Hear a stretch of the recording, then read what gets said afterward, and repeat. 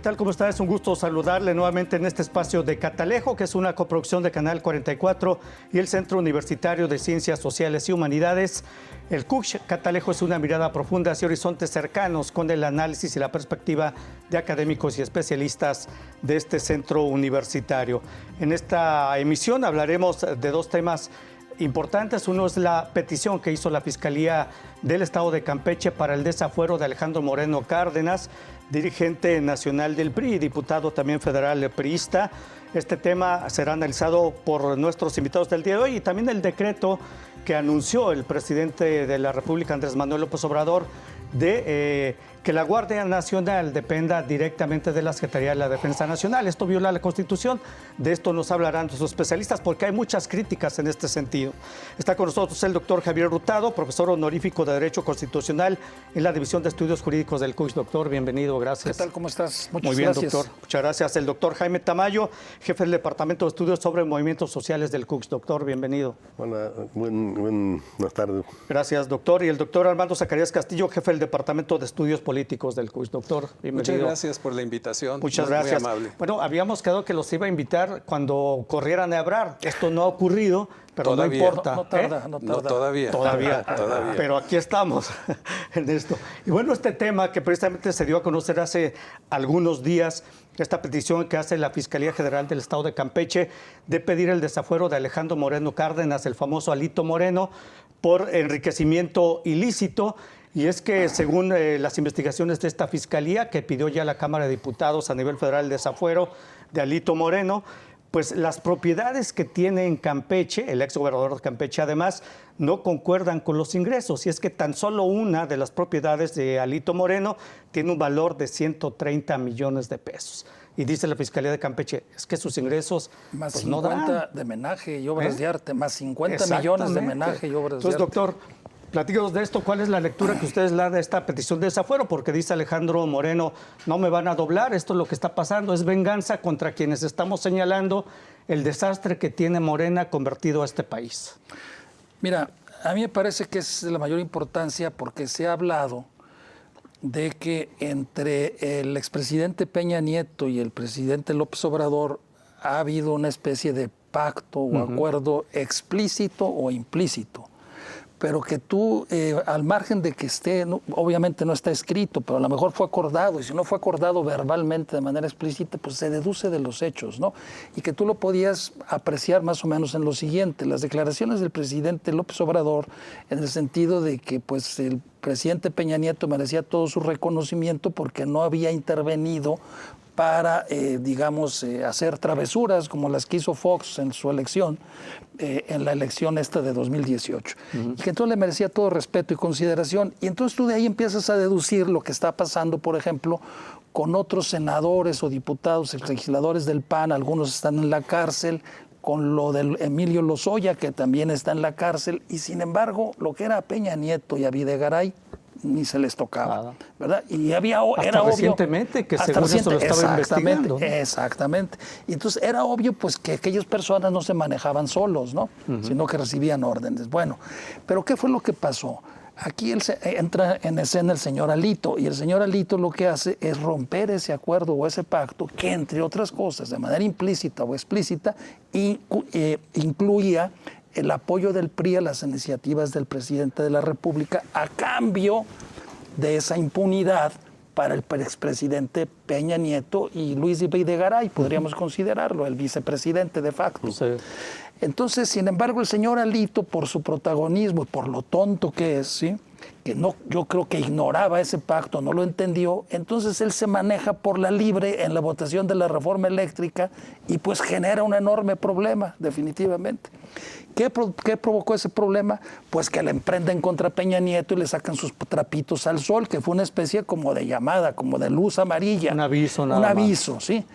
Pero ahora viene esto, y esto pues parece ser que va más en serio, ¿no? Entonces, ¿cómo se puede interpretar? En primer lugar, como que entonces el gobierno de la República se está cobrando un incumplimiento que no hubo en ese pacto y se está cobrando esa factura con este procedimiento contra el tal Alito, o de plano que entonces el gobierno está dando por cancelado ese supuesto pacto y no hay nada y aquí partimos de cero y vámonos contra todos, ¿sí?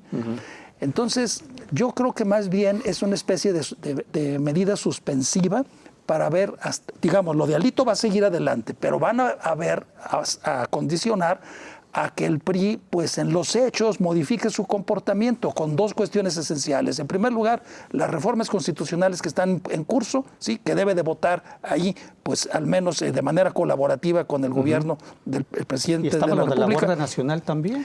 Lo de la Guardia Nacional, pero también lo del Estado de México. Entonces, la elección del Estado de México. Claro, todo eso es fundamental. Y aparte, porque todo eso incide en la elección presidencial de 2024. Claro. Entonces, yo creo que por donde quiera que se le quiera ver, se le ha pegado un dardo muy certero en el centro del corazón al PRI, y yo creo que queda moribundo. Bien, muchas gracias, doctor. Doctor Jaime Tamayo, su lectura de estos. Bueno, y yo con el último comentario coincidiría. Efectivamente, esta es como la muerte del PRI. Podríamos decir que el señor Alito es el encargado de enterrarlo. Yo tendría mis dudas de que hubiera ese nivel de pacto. Es decir, todas son suposiciones, hay elementos que digamos que de los que se podría deducir, pero yo podría también pensar en otras cosas. Si lo vemos, en realidad López Obrador nunca se propuso llevar a la cárcel a los expresidentes, incluso a Calderón, a quien le tiene un odio, digámoslo así, personal, ¿no? Un asunto personal porque lo culpa de haberle usurpado la elección. ¿No? Claro. Y a Fox, pues por haber creado las condiciones para ese fraude. Entonces, realmente no está abriéndose ningún procedimiento contra ninguno de los expresidentes. Peña Nieto, por supuesto, en mi opinión, es el primero que debería ir a la cárcel, pero nunca se ha mencionado los verdaderos elementos para llevarlo, que son los que están en el artículo 141 del Código Penal Federal, que es para que un presidente vaya a la cárcel, delitos graves que nunca está muy claro qué es, pero traición a la patria, que en el caso de Peña Nieto se puede comprobar. Lo hemos tratado en algunos otros momentos. Pero, ¿qué pasa? Si vemos constantemente, el presidente hace señalamientos de verdaderos delitos graves de tipo patrimonial, etcétera, corrupción, sobre empresarios, sobre políticos, pero nunca se les lleva a la cárcel, a pesar de que se les señala públicamente incluso, ¿no? Entonces, detrás de esto está una idea de que, lo dijo al inicio, así como borrón y cuenta nueva y de aquí para adelante, y no vamos a crear esos conflictos. Sin embargo, en el caso de Alito, yo vería varias cosas. Efectivamente, es un personaje que se ha hecho público el nivel de corrupción y de enriquecimiento ilegítimo, y pues de ahí se desprenden delitos como pudiera ser lavado de dinero, etcétera. Y por otro lado, pues es el presidente de un partido que efectivamente en este momento no habría por qué tener ninguna consideración políticamente hablando, y que además pues es también el momento en el que por cuestiones electorales habría que ponerlo contra la picota. ¿Por qué? Porque en el Estado de México el PAN no significa nada, ¿sí? Y en la muerte del PRI, que significaría prácticamente el encarcelamiento de su presidente, que además es un tipo que cualquiera, los propios priistas, pues una gran cantidad de expresidentes del PRI le pidieron su renuncia y el tipo cínicamente los mandó a volar. Pues los propios priistas no van a ver mal y van a salir a defenderlo, ¿sí? Entonces, efectivamente, ahí habría un asunto pues, de un cierto cálculo político. Y por otro lado, pues también ahí entra un asunto de carácter local. O sea, la gobernadora de Campeche, Laida Sansores, se ha encargado de poner en evidencia quién es este personaje. Y ahora es difícil dar marcha para atrás, ¿no? Claro. Pero vamos a hacer una pausa, doctor. Regresamos con usted, doctor Armando Zacarías. Una pausa, regresamos. Esto es Catalejo, coproducción de Canal 44 y el CUSH. Ya volvemos.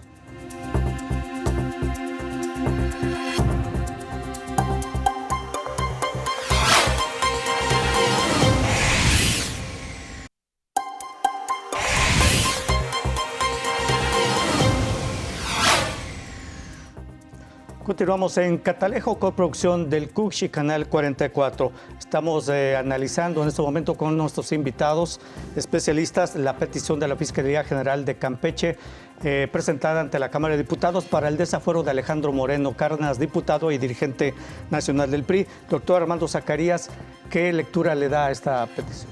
Bueno, pues es un juego electoral, ese es definitivamente, es un juego en el que un golpe de esta naturaleza inmediatamente genera una inestabilidad en 3 partidos políticos inmediatamente. Los que estaban involucrados en la alianza. En la alianza, exactamente, el PAN, el PRD y el PRI.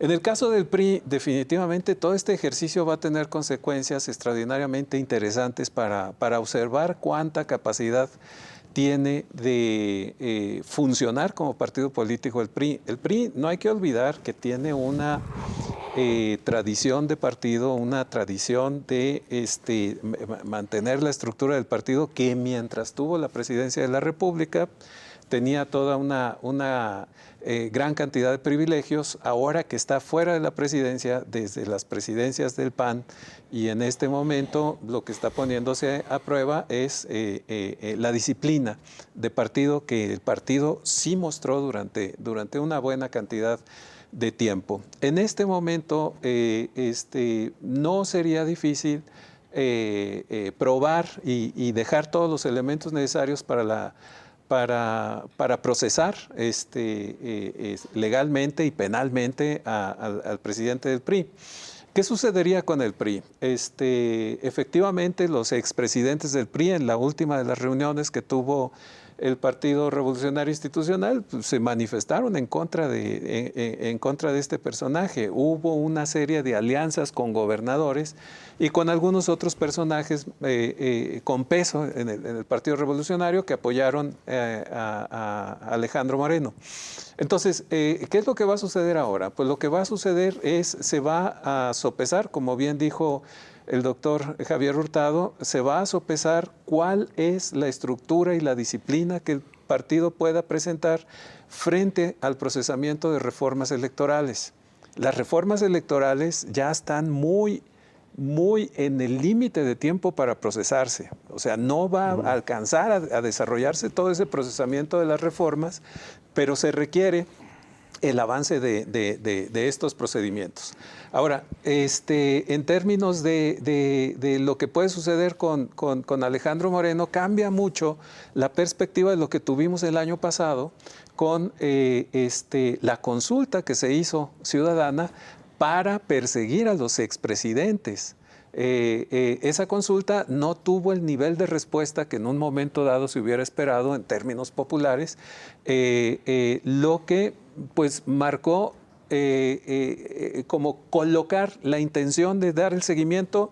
Se intentó y el proceso no tuvo la popularidad que se esperaba, ¿no? Y lo reconoció el presidente, ¿no? Que no se alcanzó el número de votos como suficiente. el pacto fiscal aquí en Jalisco, claro, etcétera, ¿no? Todas esas consultas que han tenido esos resultados. Sin embargo, en este momento está en perspectiva, como ya se mencionó, la elección del Estado de México en 2023. Entonces, las piezas, el 2023 es lo último que se va a desarrollar en la dimensión electoral antes de la elección de 2024. Coahuila entonces, también, ¿no? Sí, pero la que tiene peso por la presencia del PRI y el grupo Atlacomulco. Exactamente. Allí, el padrón, 12 millones de electores. Entonces, bajo esa perspectiva, pues deben quedar alineadas, organizadas, estructuradas las piezas electorales para todo mundo. El PRI no las tiene todas consigo, habrá que ver qué es lo que sucede y si se da el seguimiento y que encarcelen o que renuncie o que huya Alejandro Moreno, pues se va a ver cuál es la disciplina realmente que tenga el partido y qué efecto tendría esa disciplina del partido en la alianza que tiene con los otros partidos para generarse como oposición. Ahora, doctor, dice de que huya Alejandro Moreno, pues si ya había huido, así entrecomillado, ya estaba en Europa. Por alguna razón regresó. Y todo el mundo dice, pues ¿para qué regresó? ¿Va en serio, doctor Javier Hurtado, va en serio este tema o es tan solo precisamente un estate quieto preelectoral? No, yo digo que contra Alejandro Moreno va en serio. Yo lo que pongo en duda es si esto implica de ahí seguirle contra Enrique Peña Nieto. Mira, el PRI ha sido un partido, como yo le decía Armando, muy disciplinado, que es lo que lo ha caracterizado. Y siempre cuando el presidente de la República es emanado de sus filas, el líder del partido es el presidente de la República. Y cuando no lo es, pues en los primeros años o lo que corresponde al otro sexenio, pues el último presidente de la República es el que tiene los mejores activos y el mayor liderazgo. Es decir, los priistas están acostumbrados a manejarse con dueño, con quien les jale la correa, ¿no? O sea, no son perros sin dueño. Y aquí el último, que es el líder del partido, es Enrique Peña Nieto. Entonces, por eso han ido a visitarlo a Madrid para pedirle línea, ¿sí? ¿Qué es lo que van a hacer? Y si Osorio Chong está criticando acremente a Alejandro Moreno, pues es porque él quiere ser el presidente del partido y porque tiene el acuerdo de Enrique Peña Nieto. Y entonces, si Osorio Chong llega a la presidencia del partido, puede entenderse que entonces ese supuesto pacto pues se va a encarrilar otra vez y vamos a ver la colaboración que el PRI tuvo entre 2006 y 2012 con Felipe Calderón y que ahora Morena le exige que la tengan con ellos, porque le está diciendo, ¿cómo es posible que tú hiciste posible la toma de protesta de Felipe Calderón? Porque si no hubiera sido por el PRI no toma protesta Felipe Calderón, y si no hubiera sido por el PRI no puede gobernar Felipe Calderón. Por eso se habla del PRIAN, y ahora lo que quiere es que lo mismo que hizo con el PAN, pues el PRI lo haga con Morena, a cambio de la impunidad de los que robaron en el sexenio de Peña Nieto.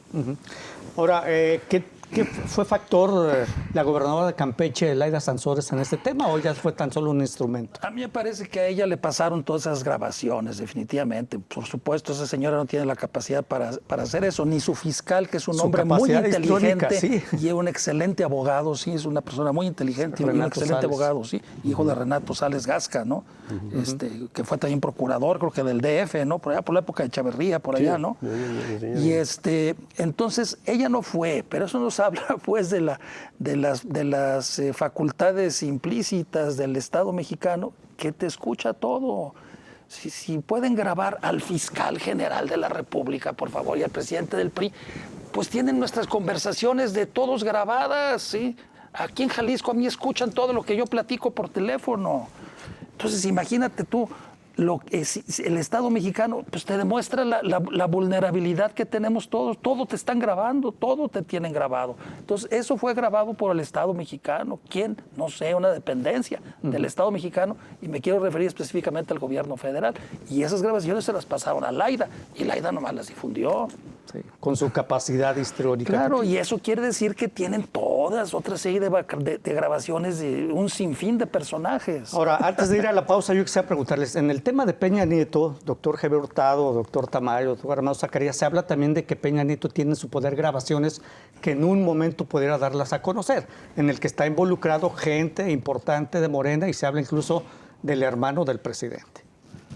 De este tema quisiera saber qué opinan ustedes, y sobre todo, antes de la pausa también, ¿podemos dar por hecho entonces que esta alianza para el 2024 está prácticamente muerta o está muerta ya?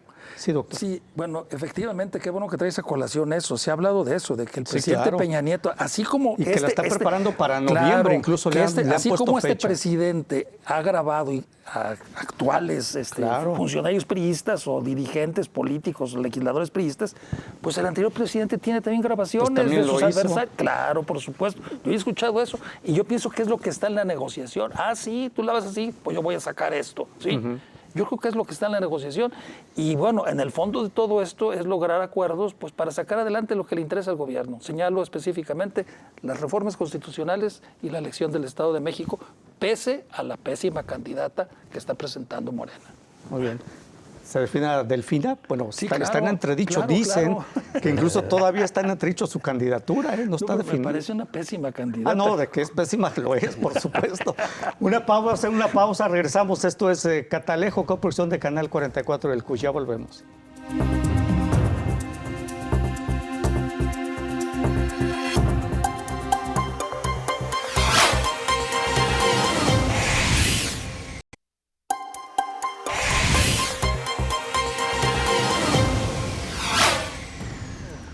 Bueno, continuamos en Catalejo, coproducción de Canal 44 y el CUSH.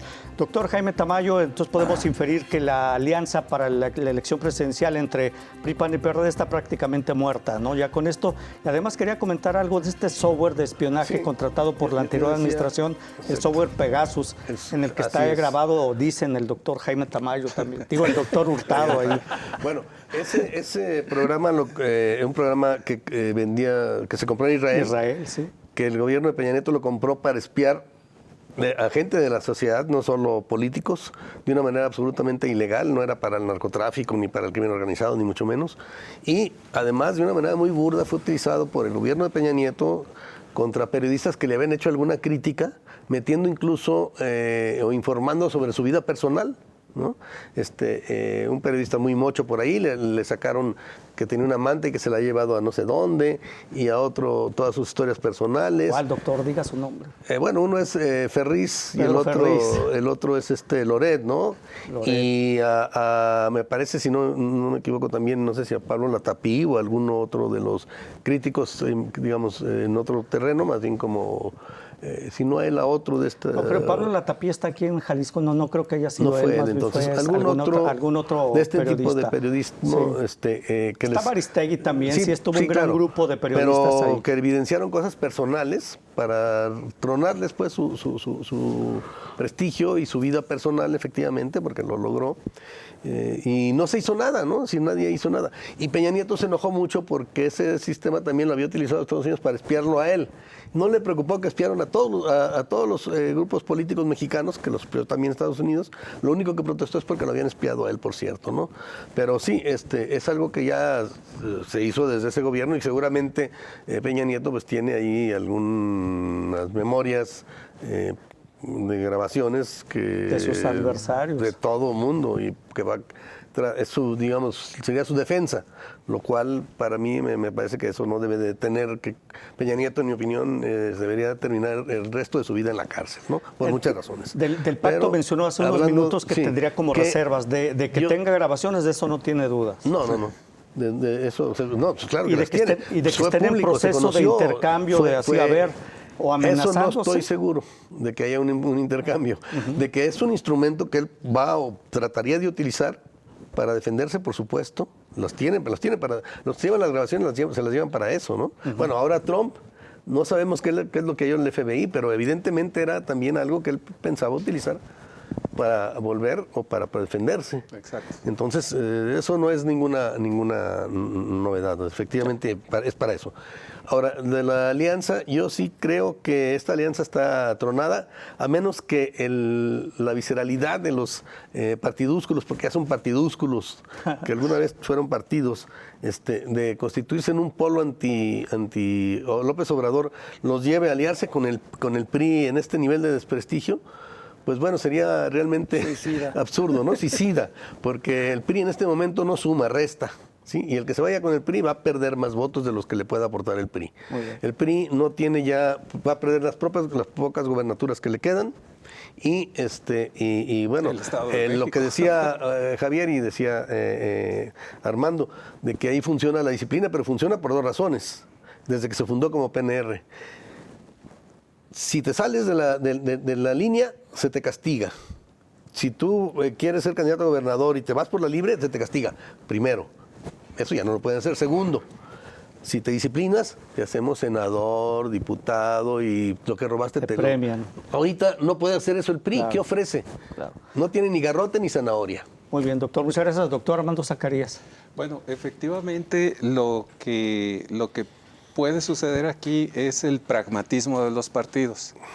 Definitivamente en este momento se está orientando todos los elementos de juicio negativos contra Alejandro Moreno por Alejandro Moreno, o sea, el personaje. Hay un trabajo interesante en tratar de separar la dimensión de Alejandro Moreno respecto del partido, y allí hay un personaje muy importante que tiene muchas habilidades para esto, fue secretario de Gobernación, Miguel Ángel Osorio Chong. Entonces, ¿qué es lo que sucede? Alejandro Moreno jugó en la última reunión del PRI para sostenerse hasta todavía el año que entra. Y de acuerdo con los estatutos y el manejo de los estatutos, él está legítimamente allí. Lo que va a suceder es que tienen que presionar la salida de Alejandro Moreno o que no haya ninguna oposición para el proceso que tiene pendiente o que tendría pendiente a través de las imputaciones de la Fiscalía de Campeche de desaforar a él como diputado. Y entonces, bajo esa perspectiva, porque el desafuero es en su condición de diputado, no en condición de presidente del partido, para no confundir los elementos, ¿no? Entonces, se necesita que haya un desafuero en su condición de diputado, y eso también es un procesamiento más o menos largo. Entonces, ¿qué es lo que va a suceder en este ínter? Pues el hombre se va a estar defendiendo, pero habrá que ver de acuerdo con la perspectiva de los partidos, cuáles son los acuerdos a los que pueden llegar. Ni uno de los tres partidos tiene oportunidad por sí mismo. Sus niveles de penetración dentro del electorado mexicano pues han venido muy a la baja. Tampoco significa que los tres unidos tengan condiciones razonables.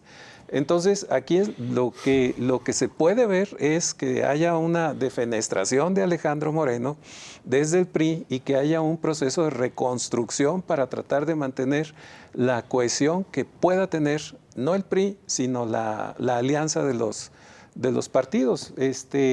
La otra solución de irse con Alejandro Moreno, pues sería como el reverendo Jones, que se llevó a toda una comunidad a la Guyana y allá se suicidaron todos, ¿no? Entonces, no creo que sea el caso del partido, porque no hay ese nivel de lealtad. Hay un pragmatismo muy importante que es el que creo que se va a superponer en todos los partidos. Tampoco se han ido todos a apoyar a Ricardo Anaya en el PAN, que está fuera precisamente por las mismas razones, y lo que vemos es una función pragmática de los partidos. Muy bien. Doctor Javier Hurtado, en 2 minutos, ¿cuál será el procedimiento? Ya se hace la petición de desafuero, la Cámara de Diputados va a la sección instructora. ¿Qué sigo? ¿Cómo es el proceso en la Cámara de Diputados? Sí, se presenta un dictamen de la sección instructora que debe de valorar sobre las pruebas y los elementos que le presentó la Fiscalía o las Fiscalías, porque creo que también la Fiscalía General de la República le va a endilgar ahí delitos federales. ¿Sí? Entonces, sobre eso presenta un dictamen al Pleno de la Cámara de Diputados, y en el caso de la declaración de procedencia, a diferencia del juicio político, lo que se requiere es mayoría absoluta, no mayoría calificada. Para el juicio político se requiere mayoría calificada, pero para desaforar a un funcionario federal o a un diputado o senador federal se requiere mayoría absoluta, es decir, el 50% más 1, y eso cómodamente lo tiene Morena. Así que entonces yo considero que uno de los asuntos que se van a tratar inmediatamente cuando reanude sesiones la Cámara de Diputados en la primera semana de septiembre va a ser poner en el orden del día el desafuero, la declaración de procedencia de Alejandro Moreno Cárdenas. Por eso es que la empezaron a gestionar desde ahorita. Es decir, en el interín de aquí a que reanude sesión en la Cámara, la sección instructora va a estar preparando el dictamen para que cuando reanude sesiones inmediatamente se presente, y eso es ipso facto. En cuanto se vota y se causa estado, digamos, se comprueba que tiene mayoría absoluta, inmediatamente en ese momento, al salir de la Cámara de Diputados, si es que está ahí lo aprenden. Inmediatamente, ¿sí? O sea, no pueden entrar a prenderlo ahí porque está prohibido, pero en cuanto ponga un pie fuera de la Cámara de Diputados, de las instalaciones, ahí lo aprenden. ¿Cómo está conformada la sección instructora? También hay son 4, la integran 4 personas, son 2 de Morena, porque es una sección, ¿no? Es una sección de la comisión jurisdiccional. Las comisiones son por lo regular más grandes, tienen como entre 15, 18, 20 personas. Y estas son de 4 personas porque es una sección de una comisión. Son 4 que son 2 de Morena, 1 de PT y 1 del PRI. Así que tienen mayoría. Así es, también ahí pela. Entonces, eso ya es, digamos, cosa juzgada. Muy bien. Bueno, vamos a hacer una pausa breve, regresamos y nuestros académicos y especialistas abordarán el tema de este decreto que anunció el presidente, dará a conocer o presentará o firmará y publicará para que la Guardia Nacional dependa directamente de la Secretaría de la Defensa Nacional o yo forme parte de la Sedena, algo que ha causado pues mucha controversia porque dicen viola la Constitución. Ya regresamos.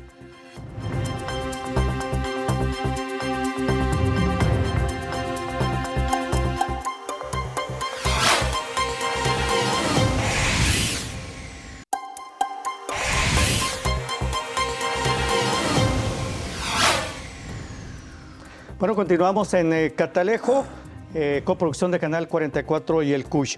Bueno, sobre este decreto que anunció el presidente para que la Guardia Nacional pase a formar parte de la Secretaría de Defensa Nacional, hay muchas críticas, dicen que la Guardia Nacional no puede depender de la Sedena. La Constitución establece que la Guardia es una institución civil que estará adscrita a la Secretaría de Seguridad Pública de Seguridad de México. Y un decreto dice no puede alterar lo que la Constitución dicta con toda claridad. De hecho, hay una entrevista muy interesante por el portal de La Jornada que se dio a conocer, o cuando menos está fechada el 1 de julio del 2019, un año después del triunfo, está en el portal de La Jornada que dice, si por mí fuera yo desaparecería el ejército. Ahí está López Obrador reunido en Palacio Nacional y le está diciendo, si por mí fuera yo los desaparecía, tanto al ejército como a la marina los convertiría en Guardia Nacional. Y ahora es al revés, el candidato que durante más de una década denunció la militarización de la seguridad pública se transformó en el presidente que más ha empoderado a los militares y que más atribuciones del Estado les ha dado. Doctor Javier Hurtado, iniciamos con usted, ¿viola la Constitución esto? Claro, por supuesto. Pues ahí está muy claro. Ahí está muy claro. Luego también platicaremos a usted, nos harán el análisis de dos lecturas que se ha dado a este hecho a raíz de los narcobloqueos, tanto en Jalisco, Guanajuato, Chihuahua y Baja California. Sí, es violatorio dos artículos de la Constitución, el 21 y el 129. No quiero entrar en detalles, pero bueno, el asunto es de que yo pienso que esto tiene que ver, estimado Toño, con el tema de la moratoria constitucional. Y yo creo que el presidente de la República le va a aventar una papa caliente a la Suprema Corte. Déjame hacer un paréntesis. El 11 de marzo de 2020, el presidente publicó un decreto por el cual, un acuerdo, disponía de la utilización de la Fuerza Armada Permanente para labores de seguridad pública. Lo impugnó la entonces presidenta de la Cámara de Diputados, Laura Rojas, creo que se llamaba, una panista, ella bajita, chiquita, blanquita, guapa, y 3 municipios más, entre ellos el de Colima, una acción de inconstitucionalidad. Bueno, es ahora que ahorita, a estas fechas, después de más de 2 años, la Corte no lo resuelve, ¿sí? Lo trató primero en la primera sala y dijo no, que era un asunto de trascendencia nacional y lo pasó al Pleno. Cuando bien pudo incluso la primera sala o el ministro que había recibido la acción de inconstitucionalidad declarar una suspensión, pero no lo hicieron, sino que le dieron largas. Entonces el presidente se la va a pasar así, o sea, va a hacer eso y yo creo que entre los argumentos que él va a meter para justificar su decisión es la famosa moratoria constitucional. Va a decir, bueno, aquí hay un problema muy grave, que es el de la seguridad. Sí, claro. Yo tengo que tomar decisiones. Y estos que les dice holgazanes y aviadores porque cobran sin trabajar, que son los de la moratoria constitucional, pues no hacen nada y no me dejan tomar decisiones, ¿sí? Tienen su huelga, entonces pues yo tengo que avanzar. Le va a poner una papa caliente, definitivamente, ¿sí? Porque el presidente, de acuerdo con el artículo 89 constitucional, tiene facultades para disponer de la Fuerza Armada Permanente, tanto para la seguridad interior como para la defensa exterior de la nación. Entonces, él puede disponer, y eso se lo da, creo que la fracción sexta del 89. Y entonces él puede decir, la Guardia Nacional pasa a depender de los, porque estoy disponiendo de ella por un asunto de urgencia. Yo sé que esto es violatorio de la Constitución de seguridad nacional. Y de seguridad, pero como los de la moratoria constitucional están en huelga, pues no me dejan otra alternativa. Le va a aventar una papa caliente, definitivamente, a la Corte.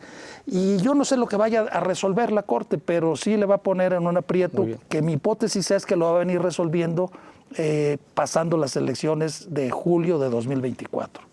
¿De 2020? Sí. O sea, se va a llevar 2 años. Lleva 2 años con eso, se va a llevar otros 2 años, porque va a meterlo en acumulado. Yo pensé que iba a ser el del 2023, pasando la del Estado de México. No, las del 24, se le va a llevar hasta el 24. Muy bien. Doctor Jaime Tamayo, el presidente López Obrador dijo en 2010 que no se utiliza el ejército para suplir las incapacidades de los gobiernos civiles. y 12 años después anuncia ese acuerdo para que la Guardia Nacional quede bajo control de la Sedena. Incluso la alta comisionada de las Naciones Unidas, Michelle Bachelet, llamó al presidente para que mantenga la naturaleza civil de la Guardia Nacional. ¿Qué lectura le da todo esto? Sí, bueno, evidentemente esto no viene de ahora. La violación constitucional de haber metido al ejército de manera cotidiana y constante en la persecución del crimen, sea organizado, sea lo que sea, ya es en sí mismo una violación, y esa la inició Calderón. Y si nos vamos más lejos, incluso desde Zedillo empezó a meter el ejército en cuestiones de delitos.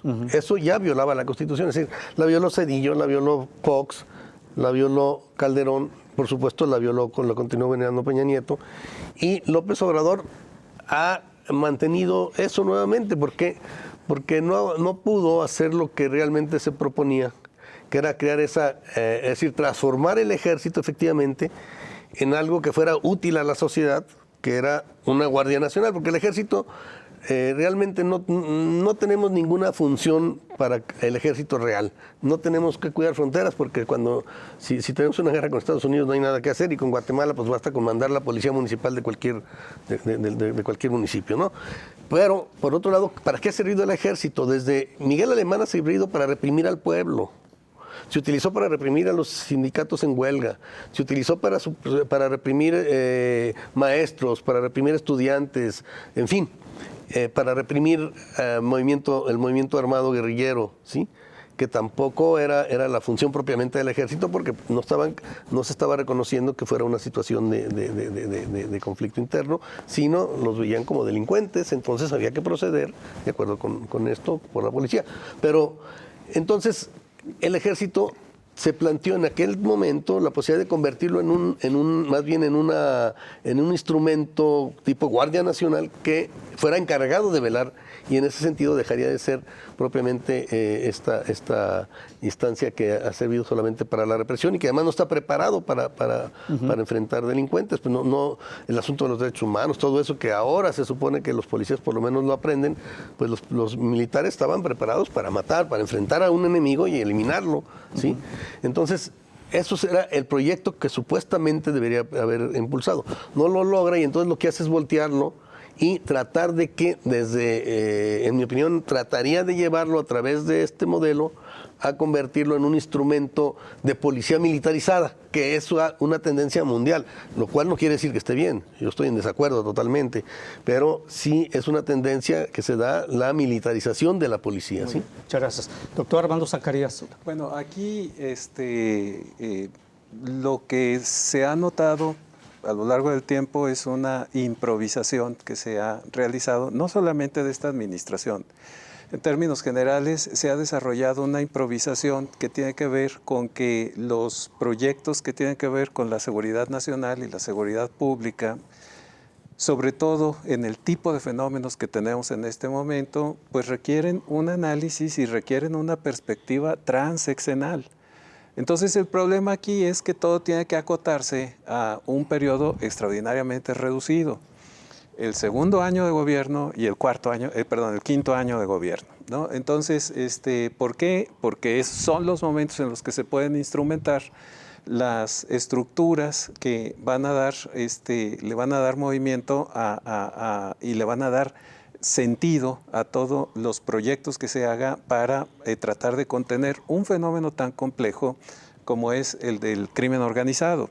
El crimen organizado no es un fenómeno de México, es un fenómeno planetario. ¿Por qué? Porque están involucradas toda una serie de estructuras y una serie de estructuras que difieren mucho de las estructuras nacionales, como el gobierno nacional, que está acotado a las leyes que tiene, que funcionan aquí, pero toda la operación del crimen organizado no tiene que ver con esto. Entonces, ¿qué es lo que sucede? Que hay muy poco tiempo desde el punto de vista de la instrumentación de procedimientos electorales, y se ponen proyectos que, cuando ya están puestos en funcionamiento, se ve qué es lo que funciona y qué es lo que no funciona. Entonces, te hace falta mucho esta estructura. Vimos en el caso de los narcobloqueos de la semana pasada que hubo un procesamiento, todo un trabajo de inteligencia del crimen organizado. Yo pensé del gobierno. Del crimen organizado, porque hubo operaciones, como ya se señaló, en Guanajuato, en Baja California, en Chihuahua, en Jalisco, en Michoacán. Toda esta serie de asuntos realmente desbordó en un momento dado cualquier tipo de estrategia. ¿Qué se requiere? Se requiere una instrumentación de un aparato sumamente profesionalizado que no alcanza a establecerse en los periodos electorales. Muy bien, muchas gracias, doctor. Una pausa, regresamos ya a la parte final de Catalejo. Esto es una coproducción de Canal 44 y el CUSH. Ya volvemos.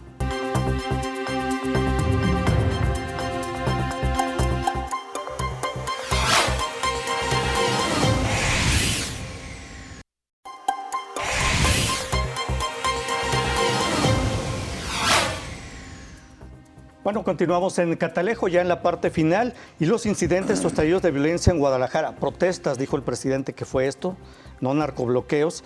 En Guadalajara, Guanajuato, Ciudad Juárez y Baja California despiertan un número importante de interrogantes. La primera es, y existe la duda sobre si ya se rebasó un nuevo umbral en materia de violencia. Esta es una, y en el marco de esta violencia, la presidenta de Tijuana, la alcaldesa Montserrat Caballero, dijo que a los grupos de delincuencia organizada, oigan, cobren las facturas a quienes no les pagaron lo que les deben, no a las familias. Entonces, prácticamente como normalizando ella ya el famoso cobro de piso o las extorsiones. Los nervios la traicionaron, justificó el secretario de Gobernación, Adán Augusto, y también se señala que este tipo de hechos está al alza en 18 entidades durante el primer semestre de 2022, el cobro de piso me refiero. Reportaron a nivel nacional 5,813 víctimas de este delito. 4 municipios del Estado de México lideran la lista con más casos. Y el presidente pues minimiza estos actos de protesta, no narcobloqueos, para él son actos de protesta. Dice todo está bien y que todo es culpa de los medios amarillistas que a veces hasta inventan muertos. Entonces todo está bien para el presidente. Yo quisiera saber si los familiares de los 4 compañeros de medios de comunicación de Megacable o de Mega Radio, creo que eran en Chihuahua, están de acuerdo con lo que dijo el presidente. Y un día después de estos hechos, en lugar de ahondar sobre este tema y decir qué van a hacer, se pone a presumir una encuesta donde lo señala como uno de los presidentes más populares. Doctor Javier Hurtado, ¿qué le señala todo esto? Bueno, a mí me parece que eso del cobro de piso ya la verdad ha llegado a niveles inadmisibles, ¿no? ¿Cómo es posible que le cobren ya a la iglesia piso? O sea, permíteme decirlo, si ya ni a Dios le perdonan, van y le cobran piso a Dios, bueno, no tienen madre, eso es definitivamente. O sea, es que eso ya, lo más falta que vayan y le cobren piso a Palacio Nacional, a López Obrador ahí, por vivir ahí, y que lo permita y lo pague. Pues yo creo que se está pagando, ¿no? Pues a lo mejor sí. Entonces, digo, ya eso ya ha llegado a niveles ya completamente inadmisibles, ¿no? Pero volviendo a lo del tema de lo del acuerdo y esto de los narcobloqueos y todo eso, yo no sé si fue provocado o fue una reacción espontánea de los criminales. Y si esto, digamos, pueda conceptualizarse, yo creo que sí, como terrorismo, aunque el secretario de Gobernación diga que no. Pero a mí me parece que cuando el presidente anunció su decreto, él sabía que le apostaba. Él ya había hecho estudios de opinión y bien sabe él que esa medida va a tener y tiene el apoyo de la población.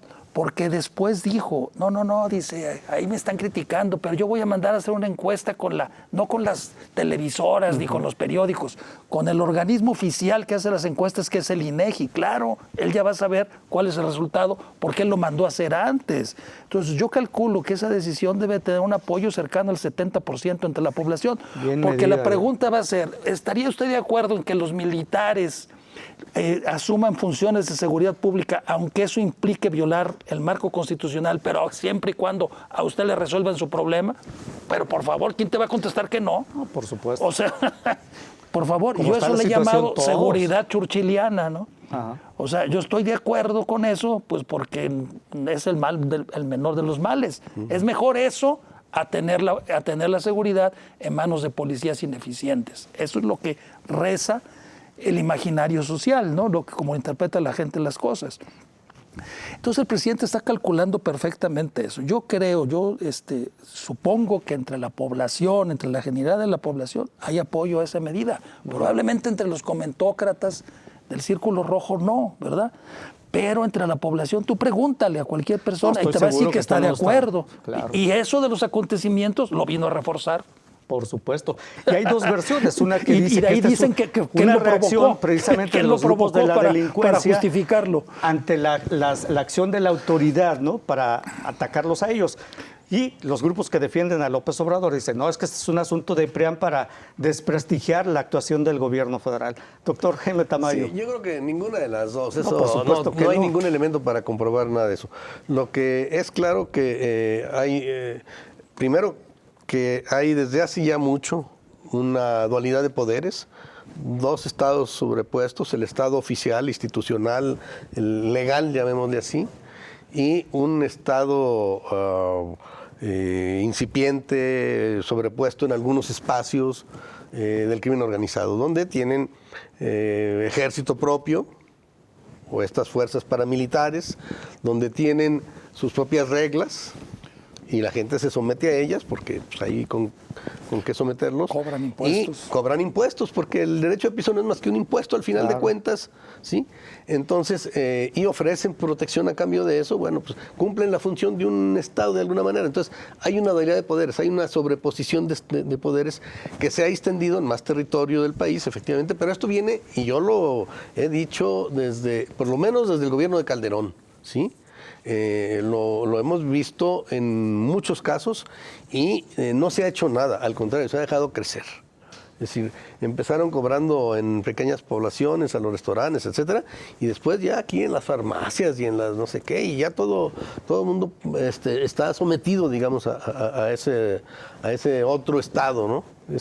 Esa es la realidad y bueno, pues yo el asunto creo que no se resuelve finalmente con la militarización de la policía o convertir al ejército en policía. Yo creo que esto se tiene que resolver bajo otras lógicas. Hay experiencias muy valiosas en ese sentido. En mi opinión, la mejor de todas, porque fue una situación en que ese país cayó peor que México en la descomposición social y en la destrucción del Estado, porque en México se destruyó al Estado con el modelo neoliberal. Estoy hablando de Rusia, la Rusia Yeltsin, y Putin lo reconstruyó y Putin acabó con el crimen organizado. O sea, allá la mafia rusa no era cualquier cosa y ahora está fuera de Rusia. Y con el terrorismo, como a través de grupos de élite muy calificados. Ok, muy bien. Doctor Armando Zacarías. Pues insisto en lo que se requiere una estructuración que va a requerir un tiempo distinto al de un solo sexenio. Y entonces, pues bajo esa perspectiva va a ser muy difícil, ¿no? Aparte de Rusia, otro ejemplo de un estado ya más cercano, Colombia. Colombia tenía el narcotráfico y tenía la guerrilla y el Estado, ¿no? Tres estructuras superponiéndose una a otra dentro de toda la gravitación social, y la sociedad hubo un momento en que definitivamente pues señaló: hay una dificultad aquí extraordinariamente compleja. Todavía no se resuelve el asunto de la guerrilla, todavía no se resuelve el asunto del narcotráfico, pero la presencia, como la tuvieron en los años 80, en los años 90, viene a un proceso de recomposición que ahora, con la elección del nuevo presidente en Colombia, pues hay una gran cantidad de expectativas de darle ciertas mejores condiciones y viabilidad a la sociedad.